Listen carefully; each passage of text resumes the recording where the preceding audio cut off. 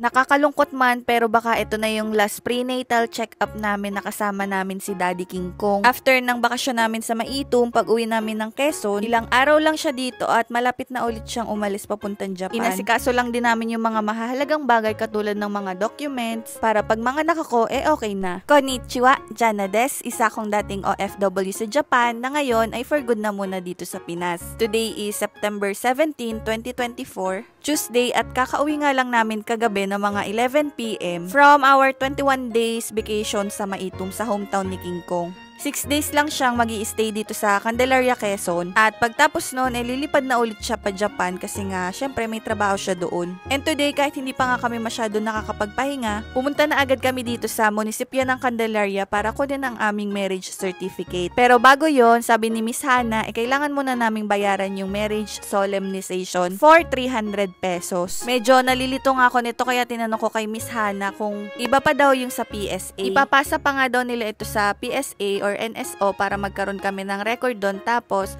mag-aantay lang kami ng ilang months at magre-request para sa PSA copy ng aming marriage contract or marriage certificate. Pagkatapos nga namin sa munisipyo, sakto naman na schedule ko nga ng check-up dito kay Dr. Benosa. First time nga namin dito sa mismong clinic niya kasi last time doon ako nagpapa-check up sa ospital. Actually, mas okay dito kasi mas malamig tsaka mas konti yung tao. Medyo nalulungkot nga ako nito kasi sa next check-up ko wala na si King Kong, nasa Japan na. Nung mga time na to, ika 7 month ko or 28 weeks. Medyo malusog nga ako pero sakto lang yung timbang ni baby niyan. Nasa 1,100 grams or 1.1 kilo. Pasok naman sa average weight ng baby sa 7 months. Sobrang nakakataba ng puso na nakikita mong gumagalaw yung baby mo sa tiyan mo. Ito yung heartbeat niya. Kita mo yung pagtibok at maparinig din sa'yo ni doktora. Habang nakatingin nga ako sa monitor and tinitingnan ko din si King Kong. Nakaka-amaze at parang hindi pa rin nga ako makapaniwala na soon to be family of 3 na kami agad. Lagi ko nga din pinapacheck kay doktora kung baby girl nga. Oo, baby girl naman siya talaga. Minsan kasi napapraning kami niya ni King Kong kasi may mga napapanood kami ng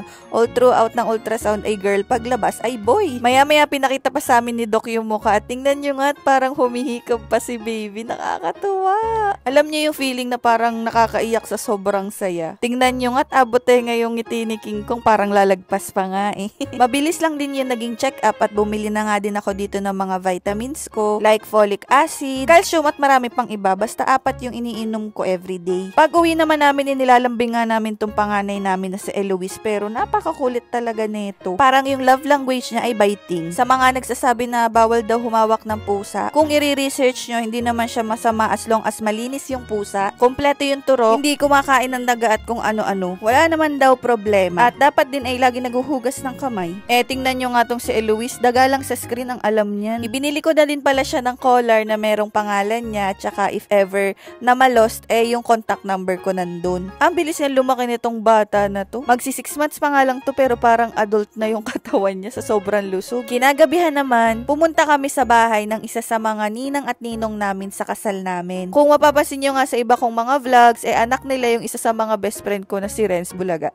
Since high school nga ay kami magkakaibigan na niyan. Kaya nga pati parents niya naging kaklose ko na din and malaman-laman ko yung mga kababata din pala ng parents ko. Kaya ngayon official na kami, halos magkapatid na. Hinabot na nga din namin yung pasalubong namin galing sa Maitum na marinated bangsi at mga sweets. Ang lawak at ang ganda nga ng bahay nila dito kaya gustong-gusto ko din talagang tumambay dito. Invite na nga kami nila dito mag-dinner at bago mag-dinner may pa-donut pa. Actually, nung umuwi si King Kong mag-isa dito sa Candelaria, Quezon, yung first time niya napunta, etong si Renz ang sumundo sa airport at nagala kay King Kong sa kung saan-saan dito sa Candelaria, Quezon. Kaya kahit wala ako noon, naging super close na din sila. Grabe nga yung busog ko dito kasi hindi na ako nagpipigil ng kain dito, gutom na ako. Bago naman kami umuwi, nagulat ako at may inabot si Ninang. Akala ko yung napkin or panty liner. Yun pala ay bawang na may asin kasi nga daw ako'y buntis para daw iwas aswang at ik-ik. Medyo gabi na nga kasi kaming nakauwi at medyo umaambon pa. Tapos nung nasa kalikitnaan kami ng kalsada, biglang lumakas ang ulan at itong si Renz, hinatid na lang kami. That's it for today. Jane, may tekoreteri gato. Bye bye. See you on my next vlog.